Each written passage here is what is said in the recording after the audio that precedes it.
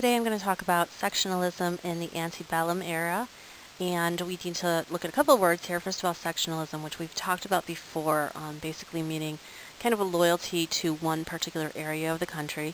And antebellum is another word that we haven't really talked about before, and it refers to the period before the war. It's from the Latin for before the war, and we're talking about the period leading up to, of course, the Civil War. And the distinction specifically between the North, which tended to be mostly industrial, and the South, which tended to be mainly agricultural. We're also going to talk a bit about the West as well. The picture on the left shows a factory. The picture on the right shows slaves working on a cotton plantation. So it's highlighting the differences in the economic structure of both the North and the South. So looking at the North specifically, we're going to see the area of the country that would have had the largest cities and the highest population. The economy would have been based on manufacturing, trade, as well as a vibrant banking industry centered in the different northern cities. If you look at the chart I have here, it shows the proportion of the population living in urban areas in different parts of the country. So if you look at 1800, in the Northeast, 9% of the people living there lived in urban areas or cities. By 1860, right before the start of the Civil War, we have 36%, about a third of people. In the West in 1800, there were no cities basically to speak of. But by 1860, we have about 14% of people living in cities. But the South definitely has lagged behind. In 1800, about 2% live in cities. In 1860, before the Civil War, it's only 7%. So you can definitely see that there's a vast difference between North and South in the way the population is distributed right before the beginning of the Civil War.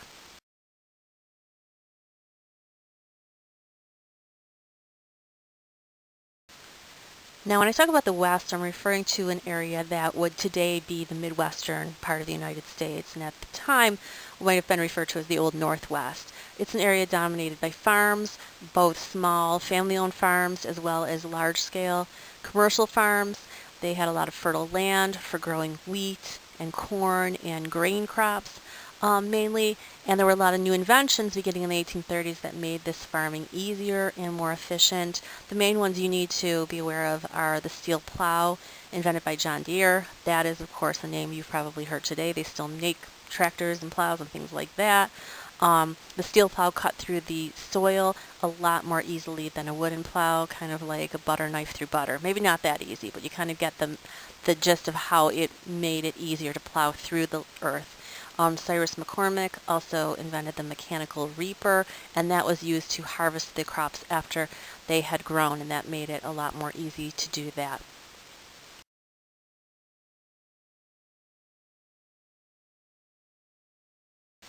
In the West, you're also going to see some different businesses emerge. Besides farming, you're going to see slaughterhouses. And the farming that we see in the West doesn't just include raising grain crops, it also includes raising livestock.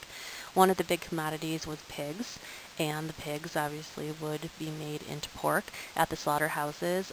They had a way to salt the pork. They would preserve it that way. They would ship it in barrels and ship it to other parts of the country. We also saw distilleries there, so surplus grains, like corn for instance, would be made into whiskey. We've talked about that process before. We also see the birth of some shipping companies in the West to ship goods between the West and the East, as well as people. Now in the South, as you all know, cotton was known as king. It was the biggest commodity there. And what really helped to spark this big cotton revolution, so to speak, was the invention of the cotton gin by Eli Whitney. The cotton grown in the South would supply textile mills in the northern part of the U.S., as well as be shipped over to Great Britain for the textile mills there. By the 1850s, it accounted for about 2/3 of all U.S. exports. So you can see that it was a very, very valuable commodity. Southerners began to move west for more fertile land as they just ran out of free land, or available land, I should say, and as the soil became exhausted from the continuous growing of cotton. They were dependent on the North for manufactured goods. There was very little manufacturing going on in the South, so they definitely had to depend on getting those goods from the North, as well as overseas as well. Also, the North was a market for the cotton that they produced. So there was definitely kind of this dependence on the North from the South in a way. Now, obviously, this plantation economy of cotton in the South depended on slavery. As you may recall, the importation of slaves was illegal after 1808, and what that meant was that no new slaves could be imported into the United States, although certainly the buying and selling of slaves would continue. By this point, it had died out pretty much in the North. It was no longer legal there, pretty much because it was not a profitable economic system of labor in the North. Slaves in the South worked as field hands, as you see pictured here, picking cotton. They worked as domestic servants, so they worked in households. They also did trades. They worked as blacksmiths, carpenters, making barrels, all of those different things that were needed on the plantation and even beyond. They were prohibited from learning to read and write. We've talked about that before as something that was made to keep them subservient, that would keep them from communicating with each other and possibly planning revolts as well. As far as religious life, especially early on, many of the slaves retained elements from African religions that they brought over with them from their native lands, charms, potions, folk medicines, things like that, that they utilized here in America. Most of the Christian slaves would become Baptists and Methodists, pretty much like their white owners and other white Southerners living in their areas. Of course, in churches they sat in separate pews. Their music was hymns and spirituals. These particular songs expressed a desire for freedom and the hope that someday they would achieve that. They used a lot of biblical imagery in these hymns. There were some comparisons to the ancient Israelites and their enslavement in Egypt in some of these songs. I put a link here for a song that you can listen to. Obviously, this was recorded later, but it's based on one of these hymns from the antebellum period that would have been sung perhaps even by slaves on a plantation, maybe as they were picking cotton, maybe in church. So you can give it a listen if you'd like. It's only a couple minutes long. Now, I'm not going to really talk here about the condition and treatment of slaves. That's something that I'll talk more about when we talk about the abolition movement in the next unit. But there were definitely some forms of resistance in the slave community. First of all, work slowdowns and sabotage. So the workers would slow down the pace of their work. They would sabotage the crops or some other aspect of their work in some way that would be to the detriment of their white owners, basically. Also, there were people running away. And then the Underground Railroad is something you are all familiar with, I'm sure. It was a system of routes, safe havens, and conductors. And of course, on the right here in this picture, you see the most famous of the conductors, Harriet Tubman, who helped several hundred slaves escape to freedom into the North. I know you've probably all heard stories about possible locations in the Underground Railroad around here in the Buffalo area, and that's because this was an area where a lot of Africans would stop through on their way to Canada, particularly after 1850 when the fugitive slave law was passed, which made it a crime to assist slaves that were escaped from the South.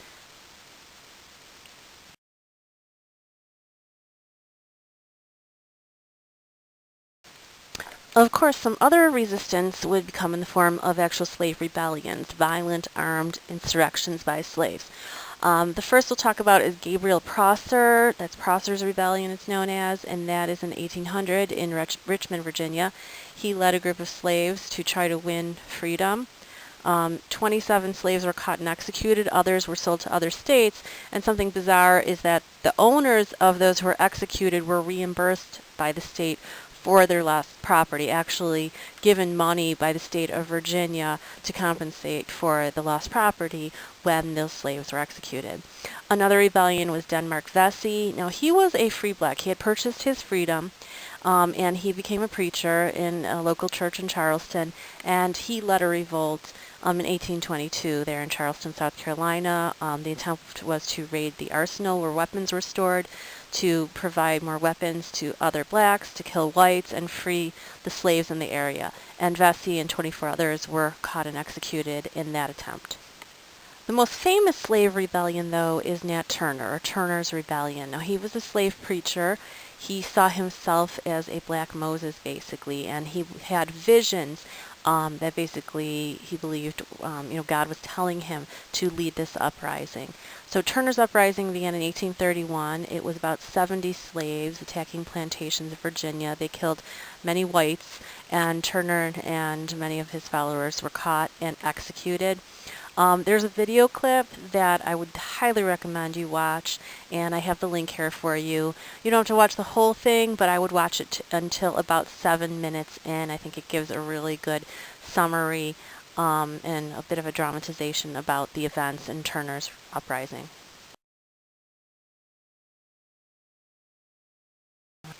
Despite how prevalent slavery was, we also have a free black population. And keep in mind, when I use the term free blacks, I'm pretty much using the terminology of the time, although often they would use the term colored as well in the period that we're talking about. So if you look at the population statistics here, there were about 500,000 free blacks by 1860, a year before the Civil War began. The slave population in the country, by contrast, was about 4 million slaves, and the U.S. population in total was about 31.5 million. So you can kind of see the proportion. Obviously, there are many less free blacks than there were enslaved population. Most of the free blacks will be living in the cities. Sometimes they could own property. It depended on where they lived. It was the same with occupations. They were often barred from certain occupations. They had to have papers proving their free status. In most cases, they had purchased their freedom. Sometimes they were born free. It depended on what part of the country they lived in as well. But if you couldn't produce papers showing that you were free, you could actually be captured and sold back into slavery.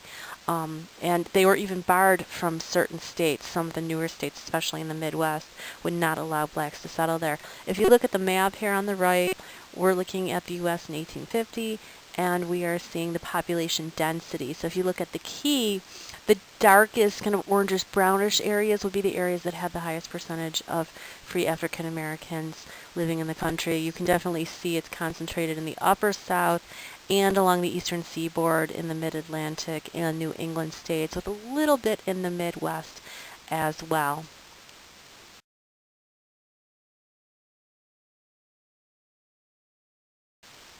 In general, white society in the South consisted of a hierarchy. We had a planter aristocracy. Now, we don't have an aristocracy, obviously, like we do in Europe, but these were people who kind of lived that type of lifestyle. If you're reading or you've seen Gone with the Wind, these are the type of people that you would see portrayed in the movie, like the O'Haras and the Wilkses and those people. Basically, to kind of be considered part of this class, you had to own at least 100 slaves and 1,000 acres of land. These are the people who dominated state politics. These are the people who had the greatest say in society. Then you had farmers. They had fewer than 20 slaves, might have several hundred acres. They tended to have to work with their slaves in tilling the land, planting crops, harvesting, etc. And then you had what were known as poor whites, and that was the majority of the population, about 75% of the population. They owned the less productive land, particularly farther inland. They didn't own slaves, but throughout this period, and of course leading into the Civil War, they defended slavery. The picture you see here, Scarlett O'Hara, portrayed in Gone with the Wind. Of course, she would be considered the Southern Belle, who was part of this planter aristocracy class. You would also in the South have a group of people known as mountain people. These are kind of the people that would be considered hillbillies, stereotypically. They lived in isolated areas of the Appalachians, or as they say, Appalachians, and the Ozarks. They farmed, they traded furs. Later, you would see a lot of mining, especially in the Appalachians, places like West Virginia, Kentucky. Those are very rich in coal. So you would see these people involved in that occupation as well. And you can see kind of the type of cabin that these people would live in on the left there. And you can see some of the people traveling in a covered wagon to probably settle in some area in the Appalachians.